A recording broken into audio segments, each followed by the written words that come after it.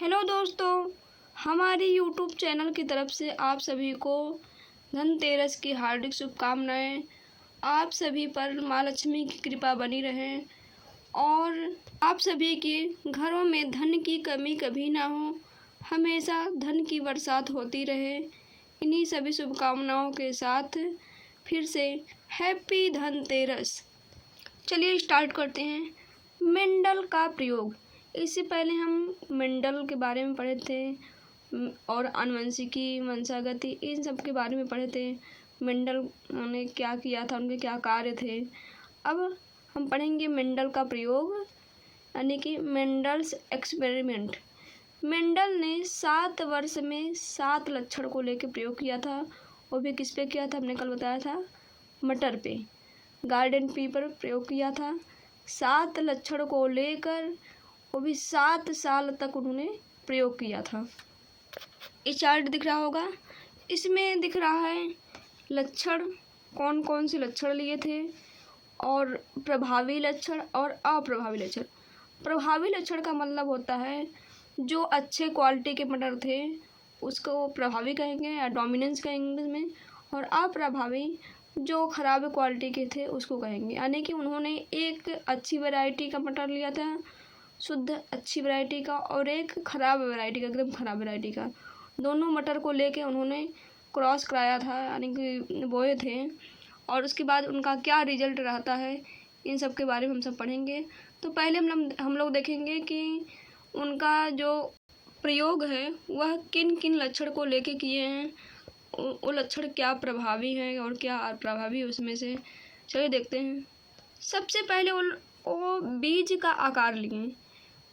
बीज का आकार लिए। प्रभावी लक्षण जो अच्छी क्वालिटी का था गोल बीज था, और जो ख़राब क्वालिटी का था झुर्रीदार था। झुर्रीदार का मतलब होता है कुछ चिचका पिचका, इस तरह से बीज था, चिचका पिचका कहीं बीज बीज में। तो उन दोनों मटर को बोए और उसके बाद जो उनका रिजल्ट आया है आगे हम सब पढ़ेंगे। तो उनका जो बीज का आकार था उसमें प्रभावी गोल और अप्रभावी झुर्रीदार। फिर बीज का रंग लिए। बीज का रंग पीला, जो शुद्ध क्वालिटी का बीज था वो पीला था और शुद्ध क्वालिटी का था वो हरा था, यानी अप्रभावी लक्षण हरा। फिर पुष्प का रंग लिए। पुष्प का रंग प्रभावी में बैंगनी था और अप्रभावी में सफ़ेद था, यानी एक साल बीज का आकार देख के उन्होंने बोया और दूसरी साल बीज का रंग देख के बोया और तीसरी साल बैंगनी और सफ़ेद, यानी उसका पुष्प का रंग देख के बोया। उसके बाद उन्होंने चौथा लक्षण लिया, फली की आकृति। फली की आकृति कैसी है, तो एक फली की आकृति चिकनी, जिस पौधे की आकृति चिकनी थी, फली की आकृति, उसका पॉड जिसमें मटर के दाने रहते हैं वो चिकनी था, वो प्रभावी लक्षण मान लिए। और जिस फली का आकार कुछ संकीर्णित था, यानी टेढ़ा मेढ़ा था, उस फली को अप्रभावी लक्षण मान के उन्होंने बोया। फिर फली का रंग हरा है और फली का रंग पीला है। जो प्रभावी लक्षण थे उसमें फली का रंग हरा था और अप्रभावी लक्षण थे वो फली का रंग पीला था।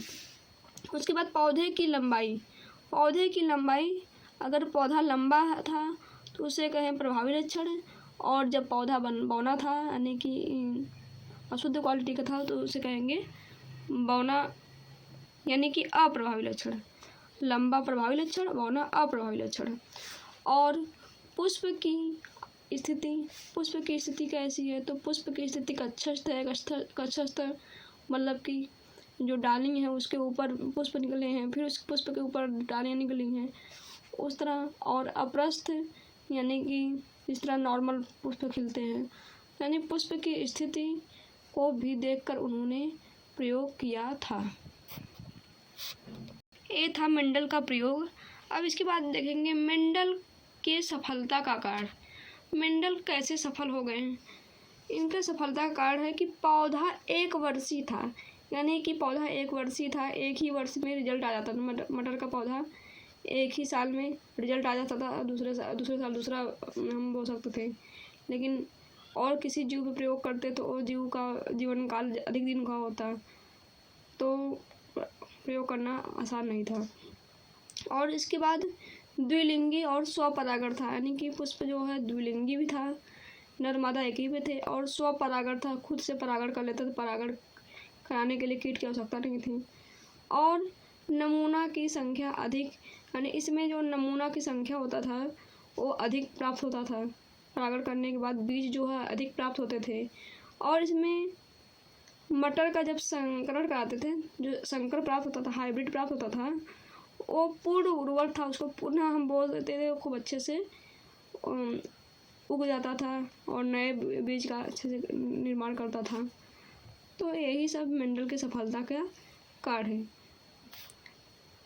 वीडियो कैसा लगा है कमेंट करके ज़रूर बताइए। वीडियो को लाइक कीजिए, कमेंट कीजिए, शेयर कीजिए, और अगर चैनल पर नए हो सब्सक्राइब कीजिए और स्क्रीनशॉट ले लीजिए।